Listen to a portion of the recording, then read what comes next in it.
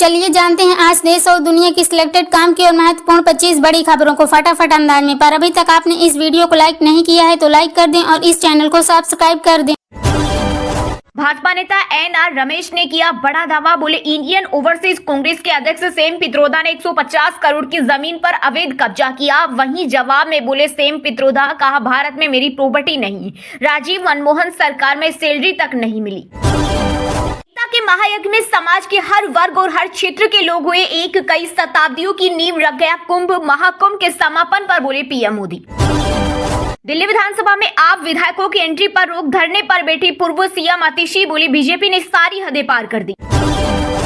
कानून व्यवस्था और राजनीतिक अस्थिरता के कारण देश की संप्रभुता पर खतरा, बांग्लादेश के आर्मी चीफ जनरल वकार उज-जमान के बयान से मचा बवाल। तमिलनाडु के अगले चुनाव में बनेगी भाजपा की मजबूत सरकार। कोयम्बटूर में गृह मंत्री अमित शाह ने किया बड़ा दावा। अंग्रेजों के जानी दुश्मन है अफगान, पहले वर्ल्ड कप, अब 16 महीने बाद चैंपियंस ट्रॉफी में तोड़ा गुरूर। 8 रन से अहम मैच जीतकर अफगानिस्तान ने इंग्लैंड को टूर्नामेंट से किया बाहर। केरल असम विधानसभा चुनाव को लेकर कांग्रेस नेता राहुल गांधी और मल्लिकार्जुन खड़गे की दिल्ली में हुई बैठक, नाराज शशि थरूर भी होंगे शामिल।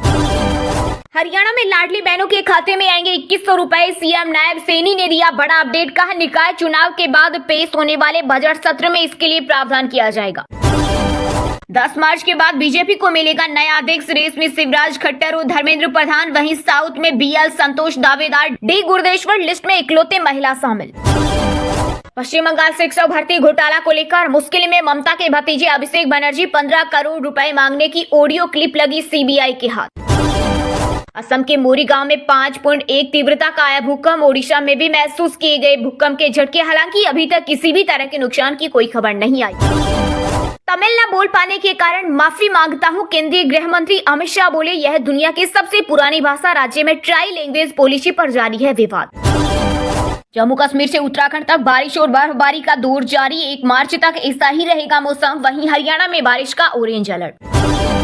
ओडिशा के लिंगराज मंदिर में अनुष्ठान के दौरान घटी दुर्घटना, पुलिसकर्मी सहित 3 लोग घायल। मांझी ने घायलों से की मुलाकात। 11वें ज्योतिर्लिंग केदारनाथ धाम के कपाट खुलने की तैयारी शुरू, बाबा की पंचमुखी डोली का प्रस्थान कार्यक्रम तय हुआ। 27 अप्रैल से विशेष पूजा होगी प्रारंभ। दिल्ली में महाशिवरात्रि पर नॉन वेज खाने पर विवाद, आरोप, एबीवीपी छात्रों ने फीमेल स्टूडेंट को पीटा। विद्यार्थी परिषद ने कहा व्रत तोड़ने की कोशिश हुई। असम व्यापार शिखर सम्मेलन में आए 5 लाख करोड़ रुपए के निवेश प्रस्ताव, मुख्यमंत्री हेमंत बिस्वा शर्मा ने दी जानकारी। ओली आईसीसी वनडे बैटर्स रैंकिंग में 5वें नंबर पर पहुंचे, शुभमन गिल पहले, रोहित शर्मा तीसरे पर कायम, कुलदीप बॉलर्स में नंबर 3।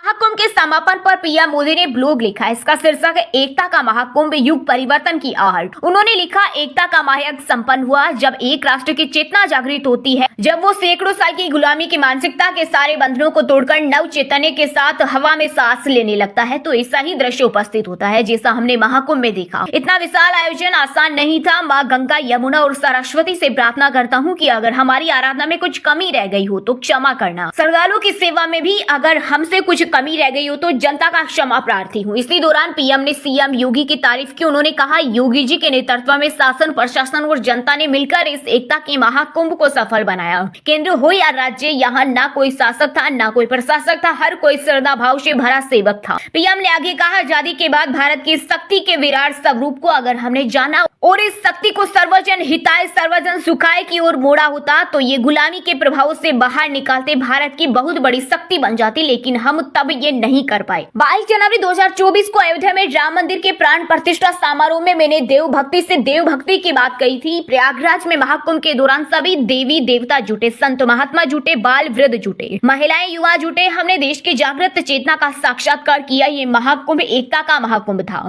जहाँ 140 करोड़ देशवासियों की आस्था एक साथ एक समय में इस एक पर्व से आकर जुड़ गई थी।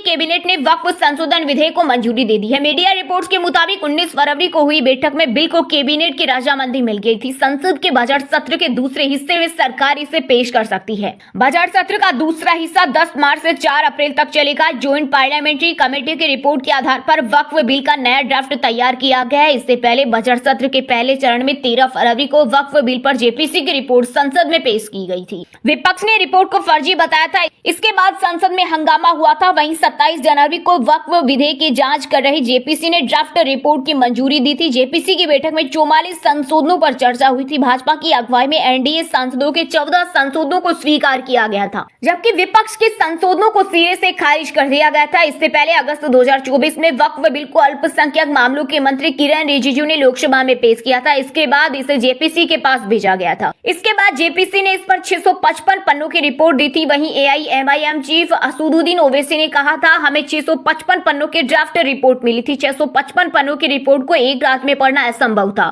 मैंने असहमति जताई है और संसद में भी इस विधेयक का विरोध करूंगा।